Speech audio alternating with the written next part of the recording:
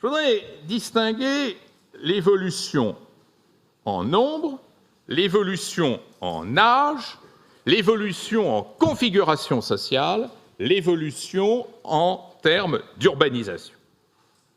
En nombre, on ne peut pas comprendre l'espace mondial si on n'a pas en tête cette progression presque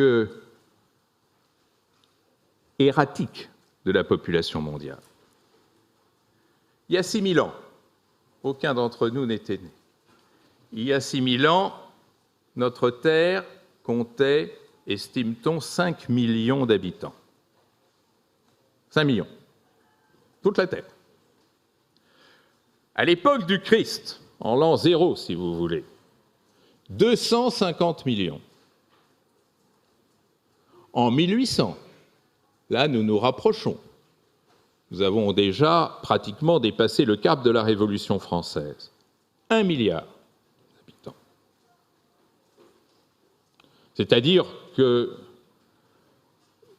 de l'an 0 jusqu'à 1800, en 18 siècles, la population mondiale a augmenté de 750 millions d'habitants.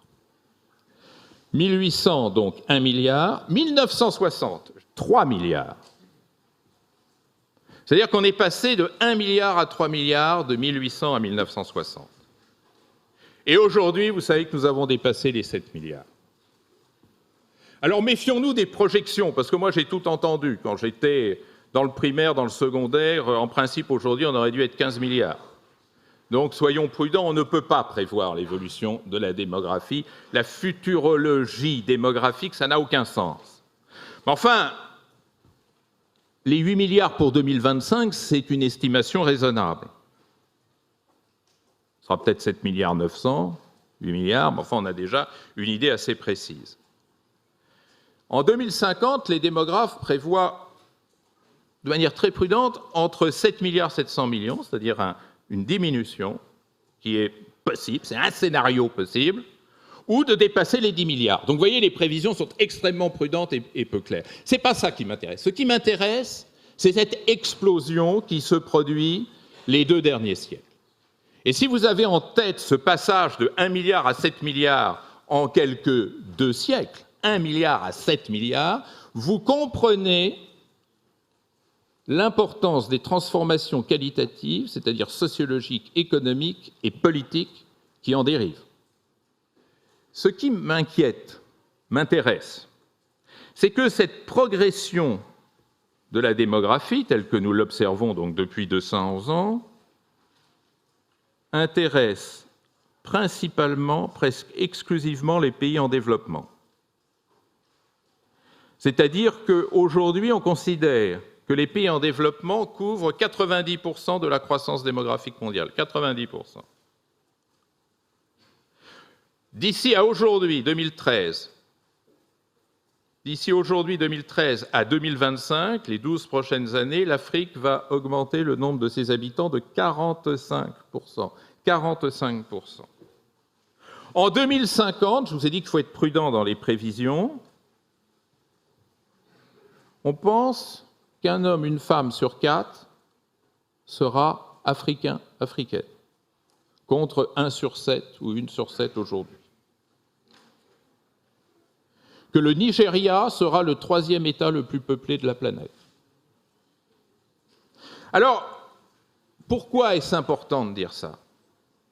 Eh bien parce que vous comprenez que le grand défi démographique étant porté essentiellement par les pays en voie de développement, la question de l'emploi va être principalement fixée dans les pays en développement.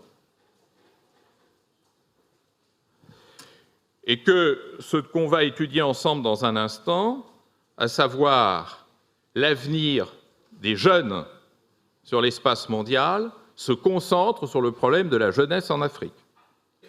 Je vais y revenir dans un instant. Alors justement, puisqu'il est question des jeunes, voyons les vieux. C'est un paramètre que, bien entendu, les démographes étudient avec beaucoup d'attention. Plus ma carte est colorée, plus nous observons un vieillissement significatif de la population. L'un des grands paramètres de notre transformation d'aujourd'hui. Où se trouvent les foyers de vieillissement de la population mondiale? Vous le voyez sur la carte, le Japon, la Scandinavie, l'Allemagne, l'Italie, la Russie. Et ce qui est intéressant, la Chine de plus en plus. Surtout qu'ainsi que vous le savez, la politique de l'enfant unique crée mécaniquement un effet de vieillissement de la population, de non-renouvellement des générations, et à mesure que la Chine s'urbanise, l'espérance de vie vient à augmenter. Aujourd'hui, 7% de la population chinoise a plus de 65 ans. 7%. On estime qu'en 2025, ce chiffre sera à 20%. Un Chinois sur 5 aura plus de 65 ans. Le vieillissement de la population en Europe fait qu'à l'horizon 2050, les démographes établissent à moins 20% le pouvoir d'achat des populations européennes et leur niveau de vie. Répercussion du vieillissement aussi sur l'immigration. Les démographes nous expliquent que si le Japon veut garder le même niveau de population active d'ici à 2050, il faudra, tenez-vous bien, mesdames et messieurs, nous traversons une zone de turbulence, il faudra que d'ici 2050, le pourcentage d'immigrés au Japon passe à 30% de la population. Ce pourcentage d'immigration au Japon aujourd'hui est de 1,5%. Et vous savez que le Japon est un des pays les plus rétifs à l'immigration.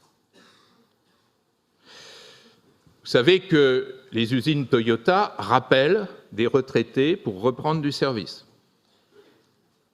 Et vous savez que se développe dans beaucoup des pays que nous avons étudiés, confrontés à ce problème d'élaboration en urgence d'une politique sociale pour les vieux, une nouvelle activité qui est l'exportation des vieux. Combien d'octogénaires, nonagénaires japonais vont s'installer aux Philippines, aux Thaïlande pour finir leur vie? Parce que c'est moins cher à supporter. Et regardez, papis et mamies français du côté de Marrakech, Maroc. Ça vous fait rire? On verra quand vous aurez leur âge. Mais c'est un phénomène qui n'est plus anecdotique aujourd'hui. Avec, par exemple, pour la Chine, une question énorme. La Chine est-elle prête, dans une lente évolution sociale qui a cassé les structures familiales traditionnelles, à prendre en charge ces fameux 20% de plus de 65 ans qu'on verra en 2025? Sur quel budget? Avec quelle politique? Quels moyens? Et alors, en même temps, se pose le problème des jeunes. Parce qu'évidemment, vous ne vous étonnerez pas que cette carte soit inversée par rapport à la précédente. La carte des jeunes, aujourd'hui, laisse apparaître, effectivement, un vert foncé sur le continent africain. Je vous disais tout à l'heure que le continent africain va représenter le quart de la population mondiale à l'horizon 2050. Ben voilà le phénomène qui se prépare. Le vert foncé que vous voyez ainsi de l'Atlantique jusqu'à l'océan Indien et, en gros, du nord de l'Afrique du Sud jusqu'au Sahel. Pensez, mesdames et messieurs, qu'en 2030, c'est tout près 2030, le Niger comptera 74% de moins de 30 ans. 74%. Et que l'Afrique, en général, tout pays confondu, comptera 62% de sa population en dessous de 30 ans, en dessous de 30 ans. Au même moment, l'Europe ne comptera que 29% de sa population en dessous du même seuil de 30 ans. C'est quelque chose d'extrêmement important. Pourquoi ? Parce qu'il est clair que, quels que soient les miracles peu probables des politiques de développement, cette population ne pourra pas être absorbée, ne pourra pas être prise en charge. Et la fuite des jeunes Africains vers l'immigration, au meilleur des cas, vers l'économie informelle, vers les réseaux mafieux, ou vers la condition d'enfants soldats. C'est cela qu'on retrouve au Nord Mali, dans les réseaux de combattants. Ceux qu'on est censé détruire, ce ne sont pas des terroristes professionnels, c'est des pauvres gamins issus du Niger, du Mali, du Burkina Faso et de tant d'autres pays du Sahel qui n'ont ni à se loger, ni à se vêtir, ni à s'alimenter, et qui trouvent dans le recrutement et dans la condition d'enfants soldats une chance dérisoire, mais une chance quand même de survivre. La montée de l'Afrique vers cette conflictualisation généralisée et sa stigmatisation par les puissances européennes trouve ainsi un début d'explication.